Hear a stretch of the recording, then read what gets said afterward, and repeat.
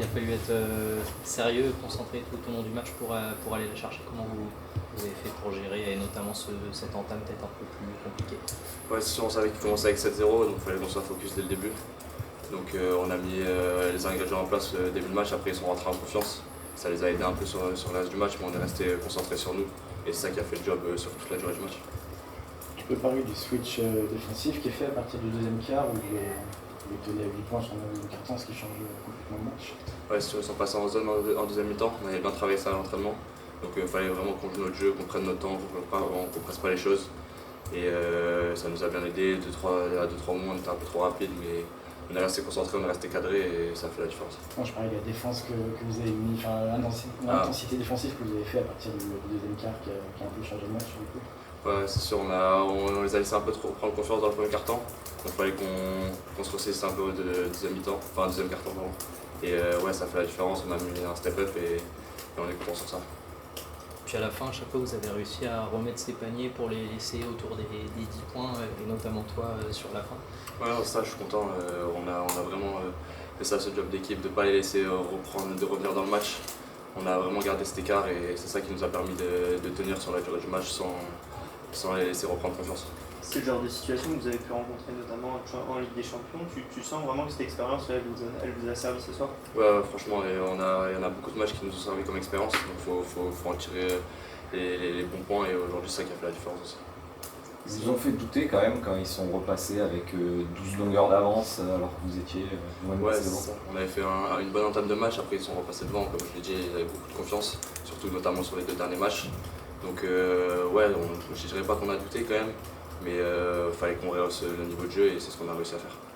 C'est la 5e finale nationale, je crois, sur les 6 dernières possibles. C'est la 2e finale de Coupe de France d'affilée aussi. Alors, tu n'étais pas de toutes celles-là, mais tu commences à t'y habituer aussi, j'imagine. Qu'est-ce que ça représente d'encore atteindre la finale dans une nouvelle compétition? C'est sûr, déjà Le Mans était en finale l'année dernière. Moi, je l'ai fait avec les U18, là, c'est avec les pros. Donc, ouais, c'était un objectif principal, enfin, c'était un objectif pour nous d'y retourner. Donc, maintenant, on a fait le boulot et il faut qu'on continue à travailler pour la finale. En tribune, l'atmosphère elle était vraiment étouffante. C'était comment sur le terrain? Non, moi j'aime bien ce genre d'ambiance, en plus c'est le retour aux sources un peu, je viens de Marseille, donc je suis content de retrouver des ambiances comme ça. Non mais moi j'aime bien ces ambiances-là, donc ça me motive plus qu'autre chose. Ouais, jouer devant ta famille sur le parquet de ton premier match en pro l'année dernière, c'était ça. Ouais, c'est ça, le retour l'année dernière, mon premier match pro, l'occasion d'y retourner, la famille, les proches, ça fait toujours chaud au cœur, donc je suis très content. L'année dernière, premier match pro en 16e de finale. Là, tu es titulaire en demi-finale. Est-ce que tu mesures aussi le chemin parcouru? Ouais, vraiment, j'y pense, j'essaie de quand même continuer à avancer parce qu'il y a encore beaucoup de steps à atteindre, mais je suis vraiment content de l'avancer et il faut que je continue sur ça. La logique a été respectée tout simplement ce soir. Oui, après il a fallu faire un match très sérieux. C'est une équipe qui est bien en place. Je pense que les joueurs sont bien dans leur rôle. Donc ils arrivent à coller au match, à avoir des séquences, à poser certains problèmes. Ils ont beaucoup de mixité sur leur défense, qui leur permet de finalement imposer un petit peu un certain rythme à tous leurs matchs. On a vu pas mal en Pro B où ils ont réussi à casser le rythme d'équipes qui jouent assez vite. Ça a été le cas par exemple sur le déplacement à Blois, etc., où ils utilisent beaucoup cette mixité. Et puis après, là, ils ont des joueurs qui mobilisent beaucoup d'attention. Donc forcément, quand on mobilise de l'attention sur certains joueurs, ça libère des espaces. Et je trouve qu'au fil de la saison, voilà, les joueurs autour, ils ont pris confiance. Il y en a beaucoup à l'intérieur de l'équipe qui sont dans la meilleure saison de leur carrière à 3 points. C'est pas pour rien. C'est parce qu'il y a une telle polarisation autour, notamment de John Robertson, que ça crée beaucoup de catch and shoot pour cette équipe. Donc cette équipe a joué avec pas mal d'intelligence. Donc non, c'est un match qu'on avait préparé très sérieusement. Et justement, dans ce premier quart-temps, il n'y a que 2 tirs à 3 points tentés. Pourquoi? Qu'est-ce qui s'est passé? De notre part, tu veux dire? Ouais, pardon. Je pense que sur le premier quart-temps, il y avait des bonnes opportunités au cercle. Et d'ailleurs, on a bien débuté le match là-dessus, en jouant notamment sur les pick and roll isolés. On retrouvait pas mal cette situation. Et après le temps mort, malgré le fait qu'on se soit prévenu entre nous que le vrai match commençait maintenant, quand le match est revenu à égalité, je trouve qu'on a baissé là pendant 3-4 minutes. Les premières rotations n'étaient pas trop sorties de la trêve. Et bon, il a fallu se réemployer pour pouvoir revenir, hein, parce qu'il nous avait redistancés avec un handicap de 12 points. Donc il a fallu monter le niveau défensif, et notamment la tenue du rebond à partir du deuxième quart-temps jusqu'à la fin du match. Je pense que ça, c'est quelque chose qu'on a mieux contrôlé. Et justement, tu peux parler de ce changement de mentalité défensive à partir du deuxième quart et la domination athlétique au rebond qui a changé le match. Ouais. Je pense que il y a ce creux là. Le début de match était très sérieux et je pense qu'il correspondait bien à la manière dont on a préparé ce match contre cette équipe de hier Toulon. Et puis après, on a baissé sur le plan défensif, on a été puni sur pas mal de situations, et notamment dans les coups, dans le rebond offensif, on a laissé des tirs ouverts où on ne faisait pas les efforts dans les rotations défensives. Donc forcément on a été puni. Après, l'équipe a été très motivée par ce match, hein, donc ils sont ressaisis et petit à petit, il a fallu regagner possession par possession.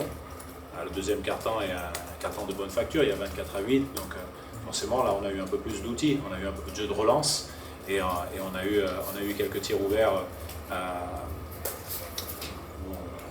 issus de passes décisives. Après la deuxième mi-temps, le contexte est un petit peu différent. Je pense que il y a deux moments. Il y a le moment où John Robertson se blesse, où là on a un petit ascendant, mais du coup Mathis Keita il a pris la relève et puis il a hissé son niveau de jeu. Et quand il a hissé son niveau de jeu, il y a un moment donné, le match il peut rebasculer sur une transition. Ils ont un tir à 3 points qui est raté un petit peu tôt. On prend, on remarque derrière. Et ça nous maintient l'écart, mais à ce moment-là, il y a une vraie fenêtre pour eux. Hein, donc on est resté vigilant jusqu'à la fin, parce que justement, cette équipe de Toulon, elle a un basket très structuré, sur lequel, encore une fois, les rôles sont bien tenus, donc ça leur permet de coller un petit peu à tout type de match. Une question qui a Poitiers, mais du coup actualisée, là, ça fait 5 finales sur les 6 dernières en France pour la MSB. Ouais. Qu'est-ce que ça représente, cette stabilité assez remarquable avec le niveau? Beaucoup de fierté d'être compétitif dans toutes les compétitions, d'utiliser nos ressources internes quand on a des manques pour réussir à se mobiliser et rester dans les objectifs. Et c'est vrai, même si on n'a pas trop le temps de savourer ça, c'est quand même une grosse fierté quand on connaît la concurrence dans toutes les compétitions du basket français. Vous parlez de John Robertson qui a été dans un soir un peu sans. Quel est le crédit à mettre à votre équipe sur ce que vous l'aviez ciblé particulièrement? Oui, bien sûr. On est un peu fou, mais quand même, la qualité de John, c'est une qualité de joueur de très haut niveau. Que ce soit avec la Bosnie, que ce soit ici, que ce soit avec Chalon, je pense qu'en France, on l'a vu à plusieurs reprises performer. Donc forcément la vigilance elle était accrue, on voulait lui faire libérer le ballon le plus possible. Je pense que pour lui, les moments de reprise à 37 ans, c'est un peu plus dur pour retrouver du rythme. Donc peut-être qu'on a bénéficié un petit peu de ça aussi. Et puis il faut mettre du crédit aussi à Hugo Doumbia qui, je pense, a été très concentré dans sa mission sur lui. Et il était assez serein dans le travail défensif qu'il a fait. Et voilà, ça c'est assez appréciable de voir sa progression sur cet aspect qui fait vraiment partie de son rôle au quotidien. J'aimerais revenir sur ta dernière phrase, mais du coup on est dans un basket français où il y a trois géants, même s'il commence à avoir des problèmes financiers pour certains, mais aucun n'a disputé plus de finales que Le Mans, du coup, surtout dans ce contexte concurrentiel, c'est d'autant plus fort. Ouais, c'est très bien, on veut continuer, après on veut aussi gagner de l'expérience à chaque fois qu'on en joue une et pour pouvoir gagner la suivante. Hein. Donc on verra si c'est contre Nanterre ou contre Monaco. À nouveau, on sait que quoi qu'il arrive, la tâche sera difficile, mais voilà, se positionner au niveau des finales, on va dire, c'est un peu de la performance durable. Maintenant, transformer quelque chose de grand, quelque chose de magnifique, etc., c'est encore l'étape d'après, ce sera un autre challenge. D'ici là, il y a des gros matchs de championnat, il y a aussi les 2 matchs de BCL où il y a une qualification à aller chercher, et une qualification historique aussi pour le MSB. Donc on va œuvrer pour ça, et malgré l'absence actuellement de 2 de nos joueurs cadres, Wilfried Diégueté et Léopold Delaunay. Je crois que l'année dernière, après la finale de la Coupe de France, justement, tu avais l'air un petit peu déçu du fait de ne pas avoir pu challenger un peu plus cette équipe de Paris? Est-ce que justement il y avait encore plus l'envie d'y retourner cette année pour avoir une deuxième chance dans cette compétition? Et puis là, je suis déçu de la finale de Leaders Cup. Oui. Donc la motivation, elle est aussi toute trouvée. Je pense qu'on peut mieux faire. Donc déjà, on va se concentrer sur nous pour essayer de mieux faire à ce moment-là. Et bon, il y a beaucoup de matchs d'ici là. Il va falloir progresser à l'intérieur des matchs parce qu'il y a plein de semaines où on aura très peu de séances d'entraînement. Donc ça, c'est vraiment une problématique, mais qu'il faut embrasser à bras-le-corps. Et puis ce qui était avantageux, c'est que tu peux parler de l'évolution de Bastien Grachoff. On a eu sa première essai l'année dernière où il était un peu juste physiquement, le culot qu'il avait. Et puis là, on voit son évolution depuis où c'est lui qui vous plie le match. Ouais, c'est vrai. Et d'ailleurs, on peut souligner la continuité de son match entre Strasbourg et celui-ci, puisque dans les 2 matchs de Coupe de France, il a réalisé de très belles performances avec des actions décisives. Je pense qu'il faut mettre beaucoup de crédit à tout ce qu'il a mis en place et ce qu'on a mis en place avec lui depuis 1 an et demi, où lui il est arrivé un petit peu sur un seuil de maturité physique, on voyait qu'il avançait bien, donc on a mis en place un gros programme avec le prépa physique, et il est très assidu là-dessus, et le fait qu'il soit un garçon avec un QI basket et même dans la vie peut-être un petit peu au-dessus de la moyenne, c'est un très très bon étudiant en parallèle, eh bien je pense qu'il a absorbé beaucoup d'informations, et je mettrai aussi du crédit aux joueurs de l'équipe, notamment aux joueurs cadres, qui ont vraiment bien intégré, et notamment dans le 5 majeur, ce qui a bousculé un petit peu la hiérarchie quand il est arrivé, mais là ça fait une vingtaine de matchs qu'il démarre pour nous, et on est assez satisfait de sa production. Qu'est-ce qui vous manque ce soir? Des forces vives, un petit peu de taille, d'autres choses? Je pense qu'il nous manque deux choses très importantes. La première, c'est un petit peu d'adresse, et la deuxième, c'est un petit peu de fraîcheur. On est quand même un effectif restreint ce soir avec l'absence de 2 joueurs comme Victor et Evin, plus John qui se blesse. Donc c'était compliqué. Donc oui, il nous a manqué aussi un petit peu de lucidité dans les moments forts, où on revient au score et on a une opportunité de mettre un peu la pression sur le banc. On revient à 6 points avec le ballon dans nos mains, où on prend un shoot un peu précipité. Et derrière, on se fait punir par le Mans avec un panier à 3 points, donc on repasse à 9. Mais bon, le côté positif, c'est qu'on a obligé une très bonne équipe de Betclic à jouer un basket très sérieux afin de nous battre. Je parle de John, qu'est-ce qu'il a? Il a mal au mollet, donc il doit faire des examens. Il n'a pas pu rejouer, il a boité un petit peu à la fin du match, donc on verra bien ce que disent les résultats médicaux. Ça s'est déclaré pendant le match? Pendant le match, sur le saut, sur Bernard Mascal qui shoot à 3 points, John qui fait un effort de course, puis un saut. Et il a ressenti une vive douleur dans le mollet. Florian aussi qui est sorti un peu touché à la fin. Flo est mal tombé, donc il s'est fait mal un petit peu au coude, mais rien de grave. Il y a quand même de la fierté du parcours effectué dans cette Coupe de France, même si tu as répété depuis le début que ce n'est pas une priorité, c'est une belle exposition. Bien sûr qu'on est content des performances qu'on a pu faire, notamment les 2 derniers tours face aux équipes de Pro A, de pouvoir gagner comme on l'a fait en prolongation avec des shoots un peu sortis de nulle part et des grosses performances collectives. Donc c'est évident que c'était un très beau parcours. Ce soir, un petit peu déçu quand même d'avoir la sensation d'avoir perdu contre une très bonne équipe qui méritait entièrement sa victoire, ça c'est certain. Mais de ne pas avoir été notre meilleure version. Alors c'est sûr qu'on tout fait pour qu'on ne le soit pas. Mais un petit peu plus d'adresse, un petit peu moins d'erreurs bêtes à des moments cruciaux. Mais bon, la marche était haute ce soir. L'équipe du Mans reste une des meilleures équipes du championnat Betclic. Donc, comme j'ai dit aux gars, gardez la tête haute parce que vous avez montré une belle image. Avec les adversités qu'on a rencontrées pendant le match, on est resté toujours compétitif et à essayer de revenir au score. On n'a jamais lâché jusqu'à la dernière seconde. Ça aussi, c'est votre identité. C'est ce qu'on veut encore plus à domicile. On veut des gars qui se donnent, on veut des gars qui donnent de l'énergie, on veut des gars qui se donnent en défense. Donc on a fait pas mal de stops, notamment dans le dernier quart-temps. Après, il nous a manqué ce petit peu de fraîcheur, un petit peu de talent, un petit peu de lucidité. Enfin, c'est une équipe de Le Mans aussi qui est très physique. On a aussi beaucoup souffert physiquement, notamment en rebond. Ils prennent 13 rebonds offensifs, c'est beaucoup. Donc quand on fait un stop et qu'en plus ils prennent le rebond et derrière qu'ils mettent en 3 points, c'est très difficile mentalement pour l'équipe, mais ils n'ont pas lâché et on s'est battu jusqu'à la fin du match. Est-ce que ce moment, cette parenthèse de ces quelques matchs, ça a fait grandir le groupe? Est-ce que ça leur a apporté des choses qui vont leur servir pour la suite de la saison? On espère en tout cas de construire sur ces 2 victoires au tour d'avant et même sur cette défaite-là, parce qu'il y a beaucoup de choses positives à en retirer.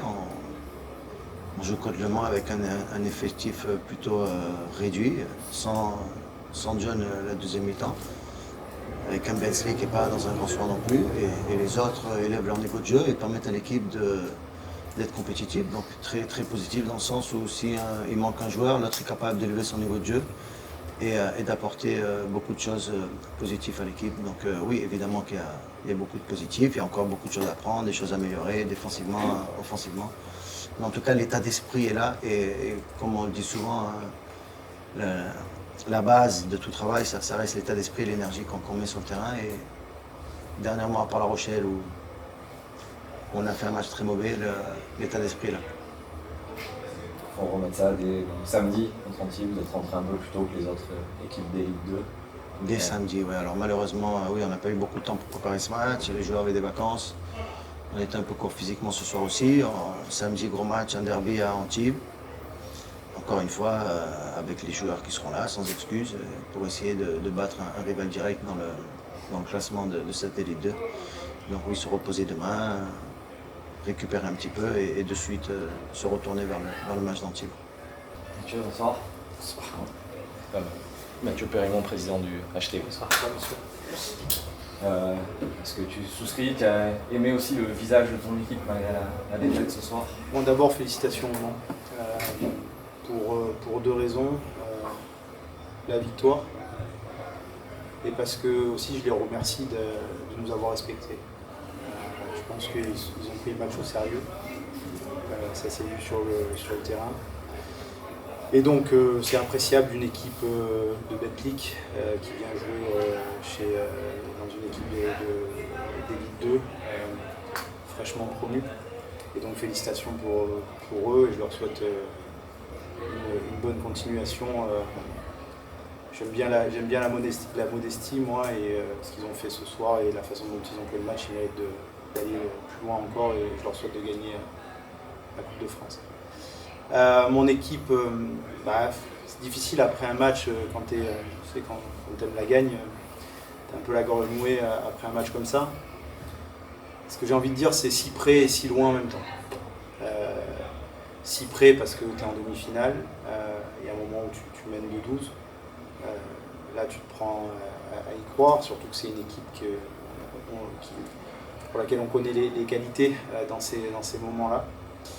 Et si loin en même temps parce que Stéphane a dit qu'on manquait un peu de physique et d'adresse, moi je pense qu'on manque un peu de maturité.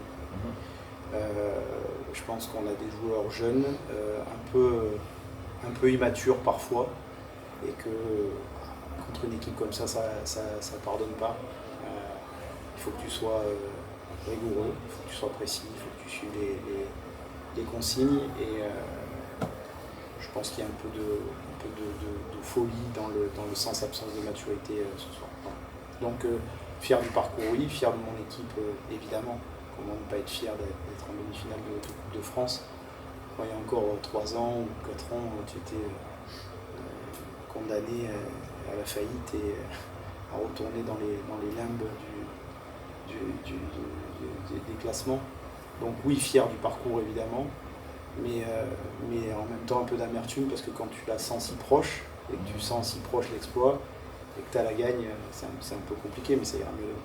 Le fait d'avoir attiré plus de 4000 personnes à peu près ce soir, ça fait partie des choses sur lesquelles construire. C'est une vraie fierté, ouais. C'est une vraie fierté.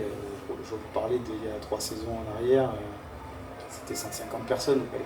Donc voir le Palais avec 4000 personnes, voir le Palais rempli comme ça, avec les partenaires, avec les supporters, avec les bénévoles, avec tous ces gens qui sont enthousiastes, oui, évidemment que c'est ce que je retiendrai avant tout ce soir. Et puis, ouais, ça fait du bien, de voir le club exister comme ça et j'espère qu'on ira encore plus loin. Ça peut te donner envie de gagner et d'aller plus loin. Il y avait aussi quelques candidats au municipal. Est-ce que vous avez pu échanger Je prête pas attention à ça. Voilà, j'ai fait récemment, tu le sais, un article sur le besoin d'attention du club. On a toujours eu le soutien de Jean-Pierre Girand, maire de Hyères et président de la métropole. Il y a eu une ambiguïté avec Toulon. Madame Massy était là ce soir, je la remercie. Elle a toujours été soutien du club, elle était là quand on est monté, je l'ai dit. Je la remercie d'avoir été là ce soir. Après le reste, c'est un match, un événement, il y a 4000 personnes. Voilà. Moi, ce qui compte en fait, c'est la fidélité et la régularité et les gens qui sont là au quotidien et dans le temps. Voilà. C'est ça qui compte le plus pour moi. Le reste. Mais justement, est-ce qu'en ayant vécu cette aventure, est-ce que ça va pas justement fidéliser les gens pour la suite de la saison qui ont voulu le HTD, peut-être même les fidéliser pour l'année prochaine? J'espère que en fait, les gens auront compris que c'est un beau projet, que c'est un projet qui réussit, c'est un projet qui gagne et que dans la période, dans le contexte actuel, on a tous besoin de projets qui gagnent. On a tous besoin d'un peu d'enthousiasme. Donc oui, j'espère que évidemment ça va fidéliser. Je ne me fais pas de soucis au niveau partenaire, au niveau public. Je pense que les gens y trouvent leur compte et du bonheur. C'est-à-dire qu'il y a quand même des sourires, même si ce soir on ne gagne pas. C'est quand même un événement. On est mercredi soir, vous faites peut-être 1000 personnes au palais et vous livrez un match, quoi qu'il arrive, pour lequel vous n'allez pas à rougir. Voilà. On ne gagne pas, mais on était quand même présent. Il y a eu des moments où le public a vibré. Donc oui, je pense qu'on fidélise. Et on va continuer à le faire. En tout cas, on va travailler parce que le mot d'ordre, c'est travail. Et demain matin, on va se lever pour bosser comme tous les jours et pour améliorer encore tout ça.